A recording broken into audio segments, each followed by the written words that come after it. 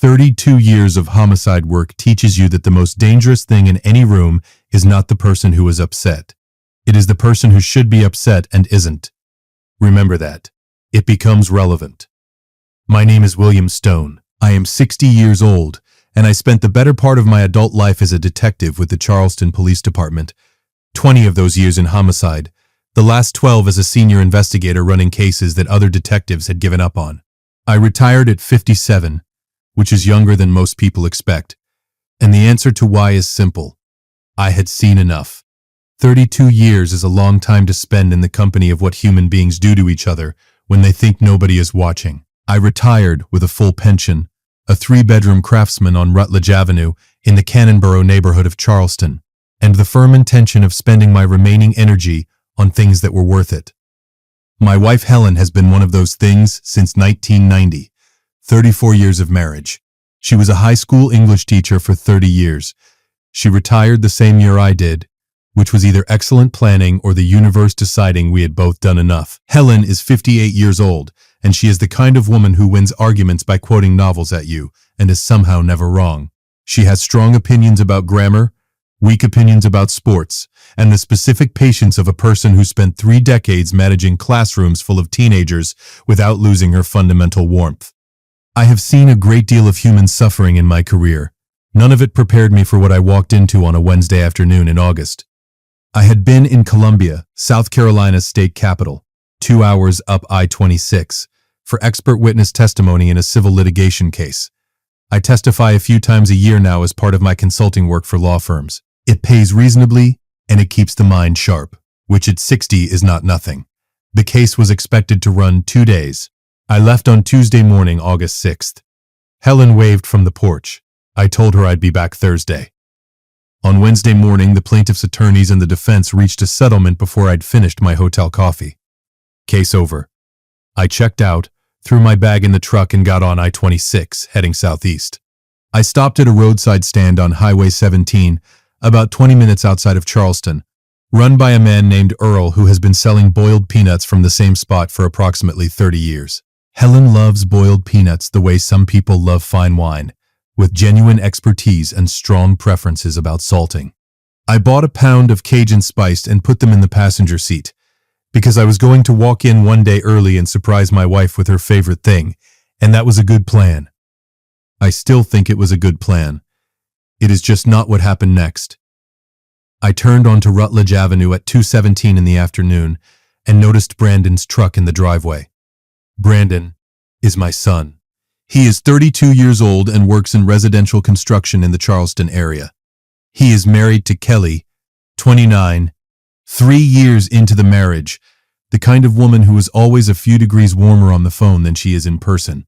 They have their own rental house in North Charleston. Brandon does not do unexpected visits.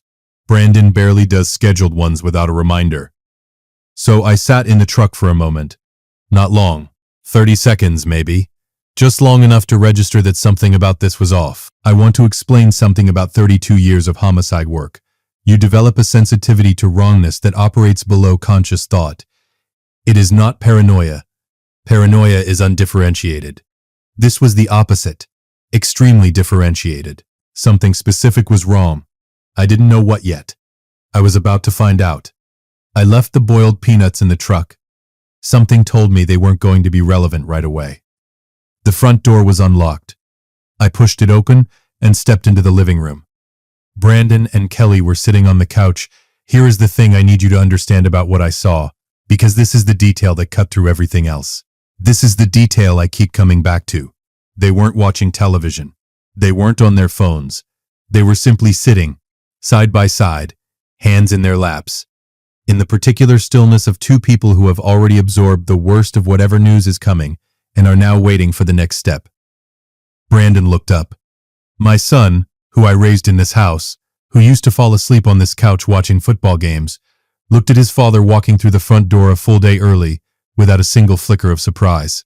Not a flinch. Not a dad, what are you doing here? Not even a widening of the eyes. Just a slow, measuring look. I spent 20 years reading suspects in interview rooms. I know exactly what a controlled response looks like. I know the micro-expression that happens when a person sees something unexpected and suppresses the reaction in real time. I know the difference between composure and performed composure. Brandon Stone performed composure. Kelly smiled. It was the wrong smile for the room entirely. Small and careful, the kind that belongs at a networking event, not in the living room of a house where something has gone wrong. Dad. Brandon's voice was even. Hey, you're back early. Not Dad, thank God you're here. Not something happened, Mom's in the hospital. Just, you're back early. Where's your mother? My voice was even too. I had 32 years of practice at even. He cleared his throat. Mom had an episode this morning. She's at Roper St. Francis. They said she's stable. When did this happen? This morning. Around 8. And you called me when? A pause. Not long. Half a second. We were about to. My wife had been in the ICU for 6 hours, and they were about to call. I put my bag down on the floor next to the door. I did not throw it. I did not raise my voice. I looked at my son for exactly 3 seconds, and whatever he saw in my face in those 3 seconds made him look at the floor. I'm going to the hospital, I said. Do not go anywhere. I was back in my truck in 45 seconds. On the way to Roper St. Francis, I called Gary Cole. Gary is 62 years old and spent 28 years on the Charleston PD with me. A sergeant. A good one. The kind of cop that departments are built around and almost never recognize properly until they're gone. He retired 6 months before me and lives in Mount Pleasant, across the Arthur Ravenel Jr. Bridge. He picked up on the second ring. Bill. I just got back from Columbia and found Brandon and Kelly sitting in my living room like they'd been there all day. I paused. Gary. My son didn't react when I walked in. A silence on the other end that told me Gary had heard the same thing I heard. How long has she been there? 6 hours, apparently. They were going to call me. Another silence. Then, quietly, Bill, do you want me to come? I said, not yet. Let me get to the hospital first. I'll call you. Roper St. Francis Healthcare sits on Bon Secours Way, about 10 minutes from Rutledge Avenue on a clear day. I made it in 7. I will not take questions about that. Dr. Patricia Owens met me at the nurse's station. She is 49 years old, a nephrologist, a kidney specialist, and she has the particular composure of a physician who delivers difficult information with precision and without apology. I recognize the quality because I have tried to practice it myself for most of my adult life. Mr. Stone. She extended her hand. I'm glad you're here. Your wife was brought in this morning by your son. She presented with severe disorientation, nausea, elevated metabolic markers, and early signs of renal stress. We've run a full blood panel. What did it show? She held my gaze. An elevated serum osmolol gap and urinary oxalate crystals on her panel. Mr. Stone, those findings are consistent with ethylene glycol exposure, that is the active compound in automotive antifreeze. The corridor was very quiet. How much? I asked. Because 32 years of homicide work means you ask the operational question first and process the emotional weight of it after. The levels suggest repeated low-dose exposure over a period of weeks to months. This is not an accident. This is not a single incident.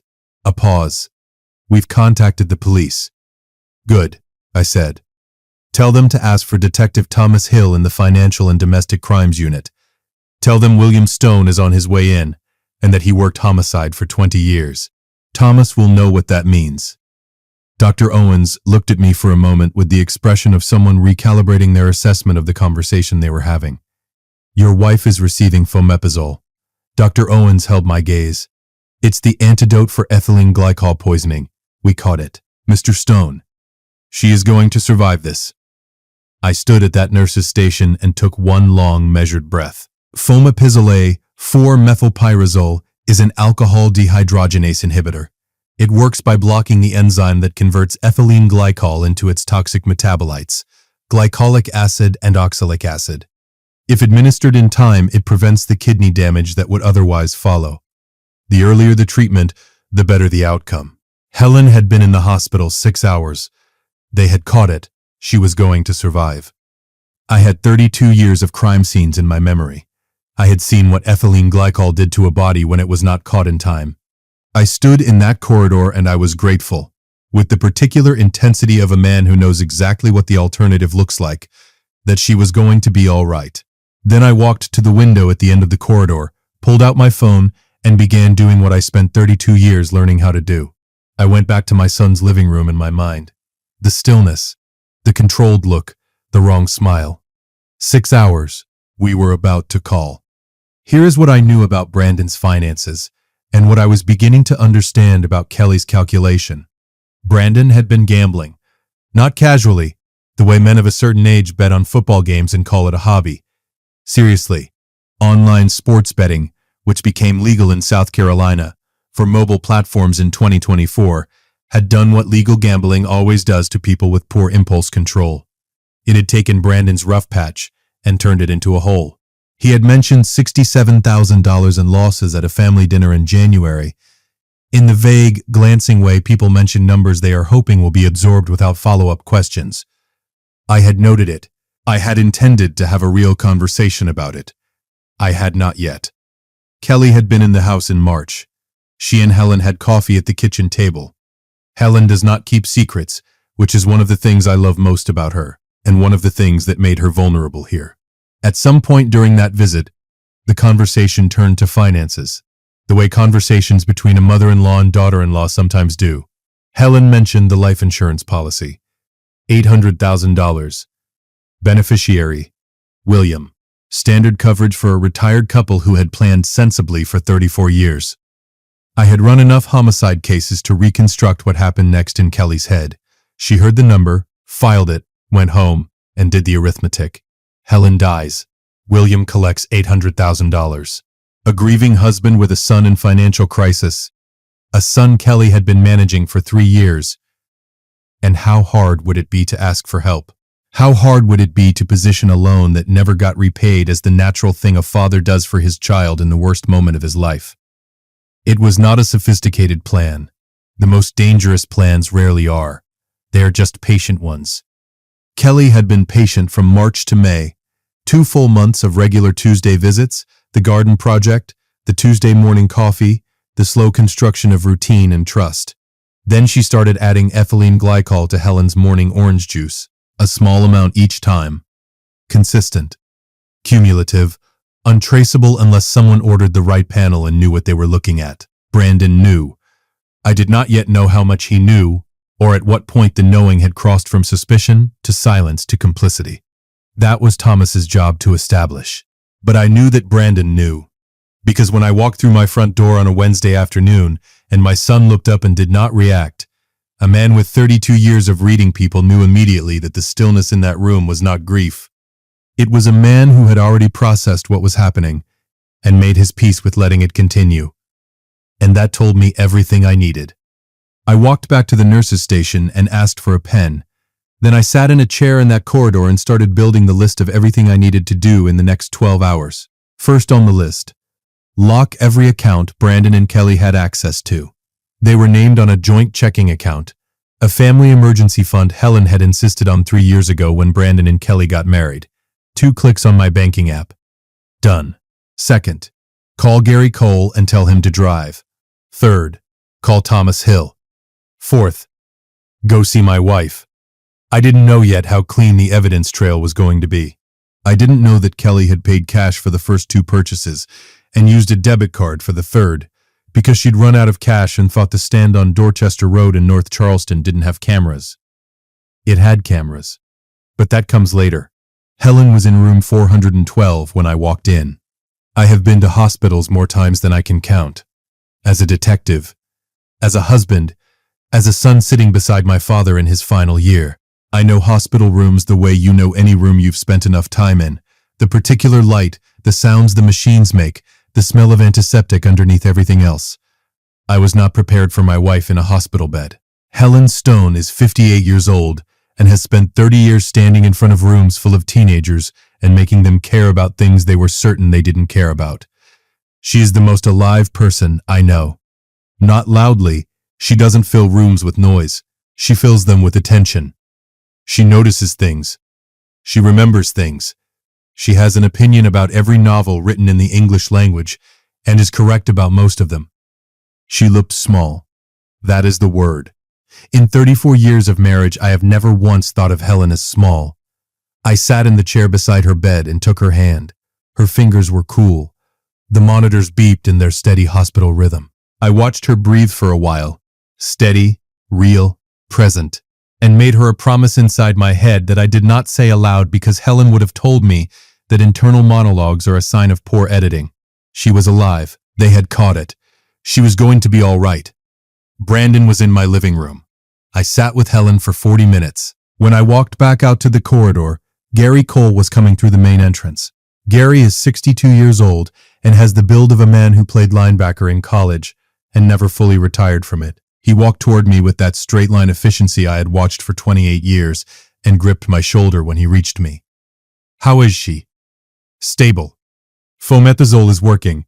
Dr. Owens thinks full recovery." I looked at him. Gary, ethylene glycol, repeated low-dose exposure over weeks. Craig. Gary did not say anything for a moment. In 28 years, I had watched Gary Cole process hard information and respond to it with a steadiness that I had always respected. He did the same thing now. "Brandon?" he said. Brandon was in my living room with his wife, both of them sitting like they'd been waiting for the second act. 6 hours after Helen was admitted. No phone call made. I paused. He didn't react when I walked in. Gary absorbed that. "Thomas Hill. Already called. He'll be here in the morning. I need tonight to build the case file so when Thomas walks in, he has something to work with." Gary nodded once. That was sufficient. This is why I called Gary first. We went to the hospital cafeteria, found a table in the corner, and I spread out what I had started building in that corridor. A retired homicide detective building a case file against his own son in a hospital cafeteria in Charleston, South Carolina. If I had written that as a scenario in my first year on the force, nobody would have believed it. Here is what I knew and what I needed to verify. The ethylene glycol had been administered repeatedly. Dr. Owens estimated 3 to 4 months based on the accumulation markers, which meant someone had been in contact with Helen regularly enough to have consistent access to her food or drink. Helen's morning routine: coffee, orange juice, a piece of toast, every day without fail for 34 years. The orange juice was the obvious vector, colorless. Slightly sweet, ethylene glycol's faint sweetness would be masked completely. Who had regular access to the house? Brandon and Kelly came for dinner approximately twice a month. More recently, I thought back, more frequently. Kelly had started coming by on Tuesday mornings, ostensibly to help Helen with a garden project they'd started in the spring. Helen had mentioned it in passing. I had thought nothing of it. Tuesday mornings, when William Stone was out of the house at his weekly consulting call with a law firm in Columbia. Of course, I needed purchase records. Ethylene glycol is sold commercially at auto parts stores and hardware stores.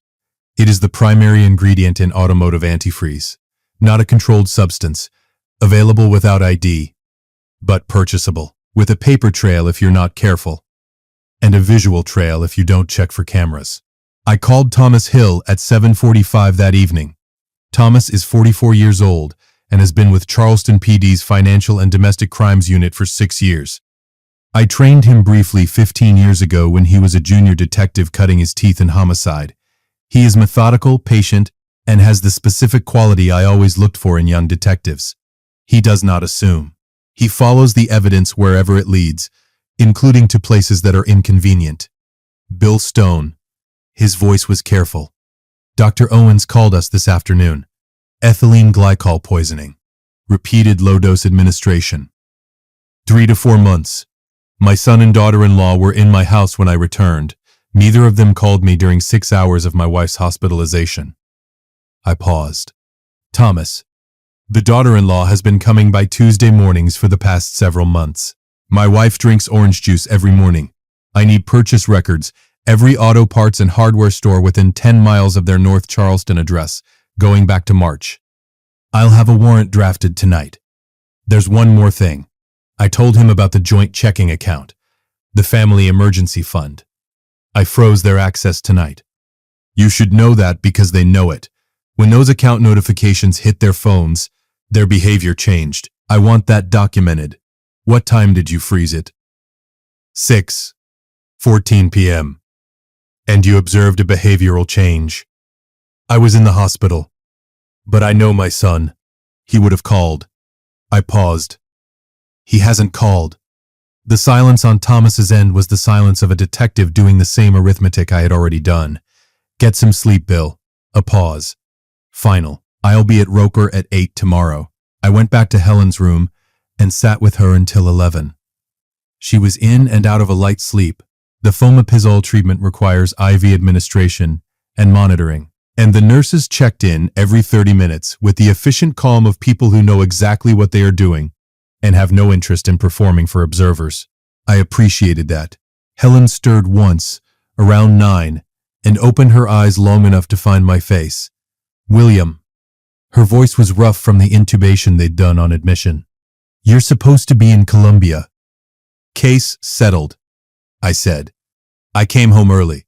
She looked at me for a moment with those sharp English teacher eyes that have seen straight through me for 34 years.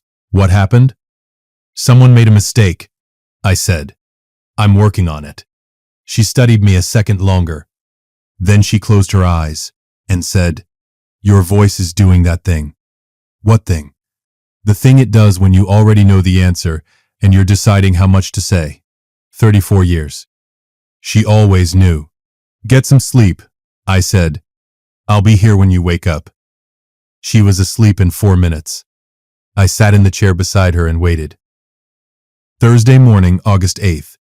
Thomas Hill arrived at Roper St. Francis at 8:05 with a legal pad, a recording device, and the expression of a man who had been thinking about this case since the previous evening. Gary and I met him in the family consultation room down the hall from Helen's room. A small, clean space, with a table and 4 chairs, the kind of room where physicians deliver news, and families absorb it. I laid out everything I had built the night before. The Tuesday morning visits, the orange juice, the timeline of access, the lack of a phone call over 6 hours, Brandon's non-reaction when I walked in the door. Thomas listened without interrupting. He asked 2 questions when I finished. Did your son have a motive? Gambling debt. He mentioned financial trouble in January. Vague, nothing direct. Helen has an $800,000 life insurance policy. I'm the beneficiary. Brandon knows the estate numbers. Helen and I, the attorney who drafted it, and whoever Helen may have mentioned it to. I looked at Thomas steadily. Kelly came by in March. She and Helen had coffee. Helen would have mentioned it. Helen doesn't have secrets. Thomas wrote something on his legal pad. Second question. Do you want to be present when we execute the purchase record warrant, or would you prefer to stay with your wife? I want to be present, I said, as a consultant, not as anything else. You run the investigation. I'll stay out of the way. Thomas looked at me the way junior detectives look at senior ones when the senior one says something that requires a carefully polite response.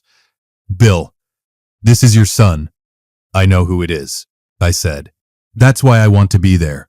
Because if I'm not in that room, my imagination fills it in, and my imagination has 32 years of worst-case scenarios to draw on. Give me the facts. I can handle facts. He held my gaze for a moment, then he nodded. The purchase records came back that afternoon. 3 purchases of ethylene glycol-based antifreeze concentrate. Dorchester Road Auto Parts in North Charleston. March 9th, May 3rd, July 22nd. The first 2, cash transactions. No camera footage recovered. The third, debit card transaction on a card issued to Kelly Stone. The Dorchester Road store's exterior security camera, a basic system installed 2 years prior, had footage from July 22nd showing a woman matching Kelly's description, driving a vehicle matching the registration of the car Kelly drove, purchasing antifreeze concentrate at 9:43 a.m. on a Tuesday morning, 2 hours before her regular visit to Helen on Rutledge Avenue.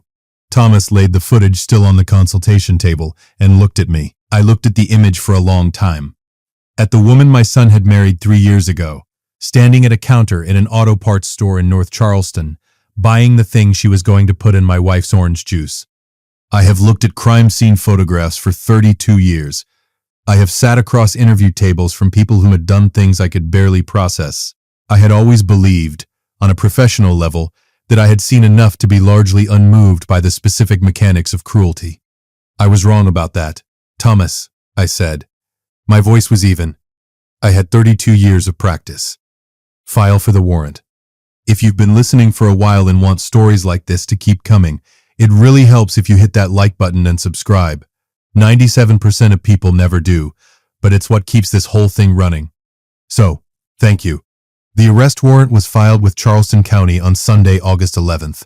Brandon and Kelly were arrested at their North Charleston rental house on Monday morning, August 12th at 7:45 a.m. by Thomas Hill and 2 uniformed officers. I was not there for the arrest. Thomas had suggested I stay at the hospital, and for once in my career I took the advice that was clearly correct. I was in Helen's room, sitting in the chair beside her bed, when my phone buzzed with Thomas's text. Done. Both in custody. Call you this afternoon.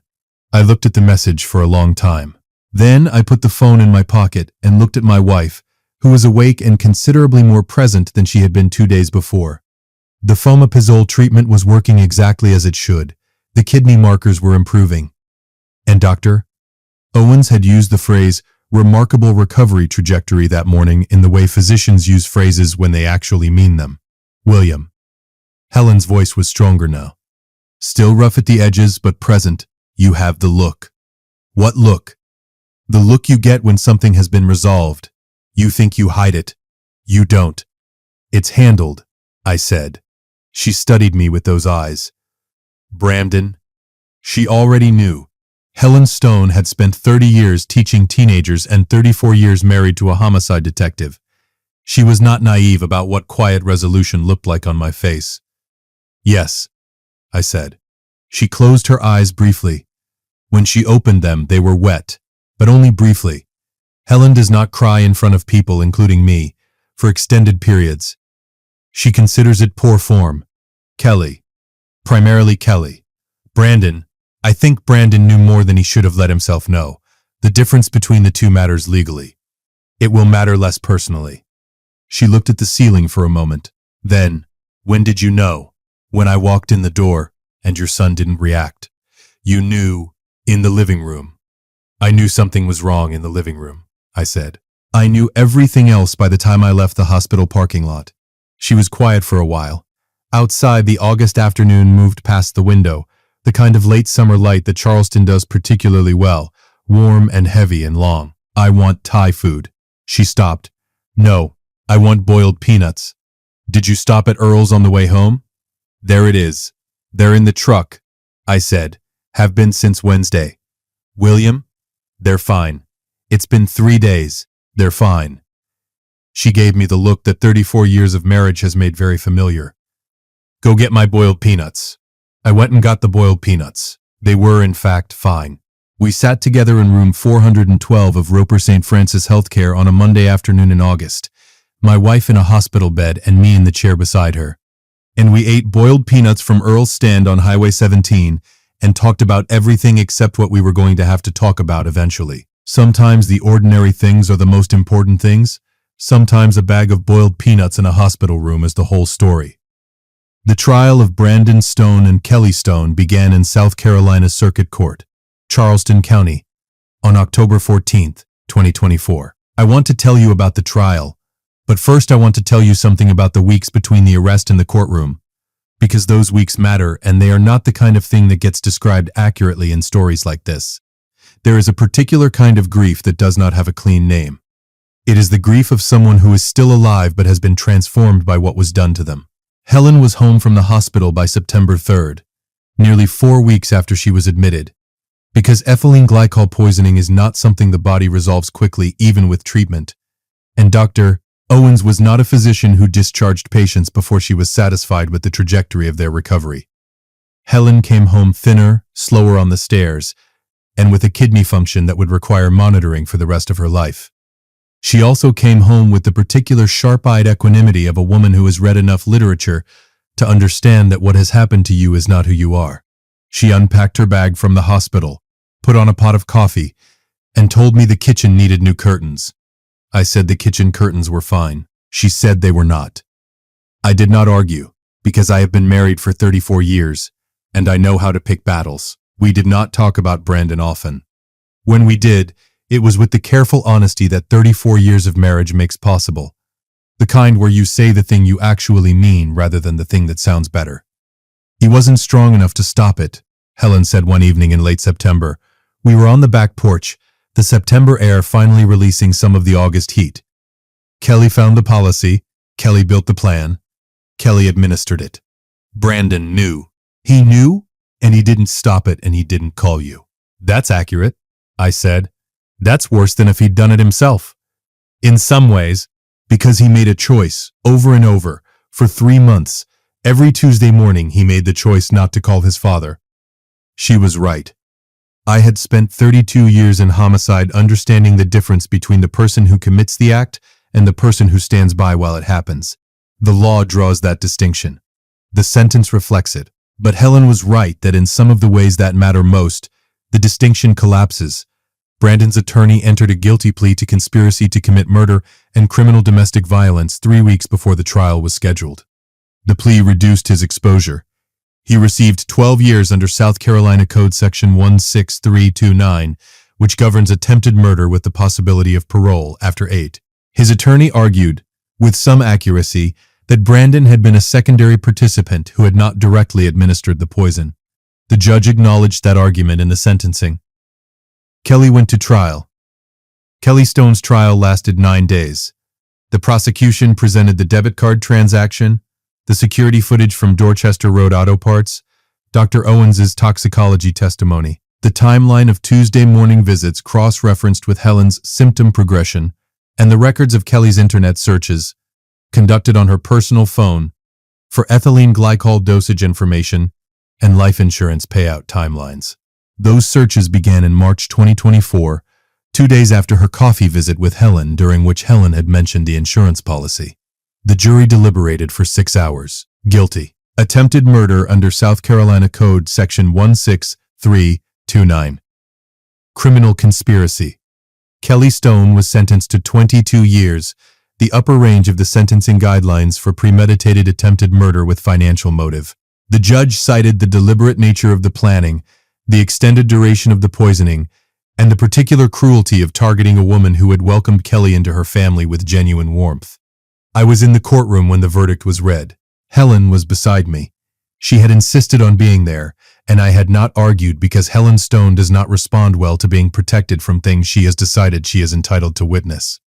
She sat straight in that courtroom with her hands folded in her lap and listened to the verdict with the composure of a woman who had made her peace with what this day needed to be.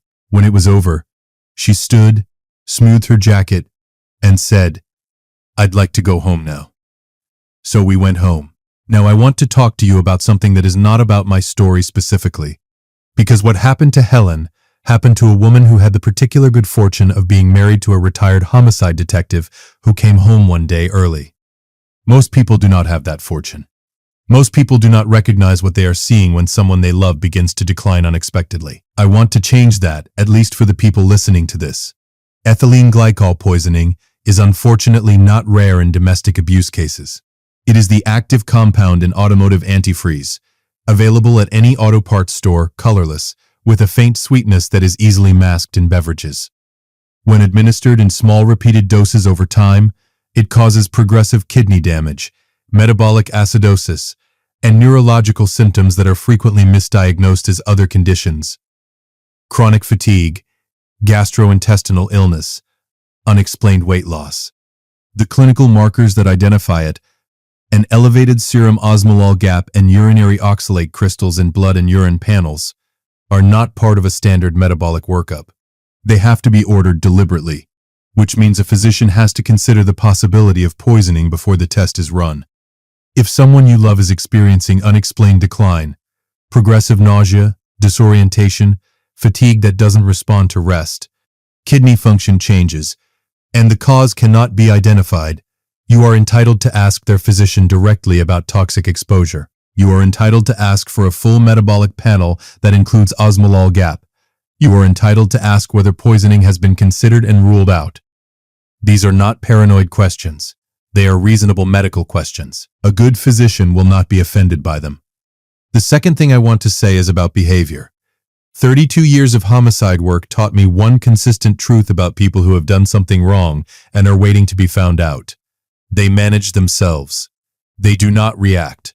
They perform composure in a way that is subtly, measurably different from actual composure, because actual composure comes from the absence of something to hide, and managed composure comes from the active suppression of something that wants to show. I saw it in suspects for 3 decades. I saw it in my living room on a Wednesday afternoon in August. If you walk into a room where something is wrong and the people who should be upset are not upset, if you feel that particular, differentiated wrongness that is not anxiety, but information, trust it. Do not explain it away. Do not tell yourself you are overreacting. Your nervous system is processing something real. Let it tell you what it is. The third thing, document everything. The moment I left that living room, I began building a record. The time I arrived, exactly what I observed, the words said, the account freeze, every subsequent action with a timestamp. That documentation was part of the prosecution's evidence file. A retired detective builds this instinctively. Most people do not. But any person can do it. Notes in your phone with timestamps cost you nothing and can mean everything. If you liked this story, join our community by hitting that like button and subscribing for more family-centered accounts like this.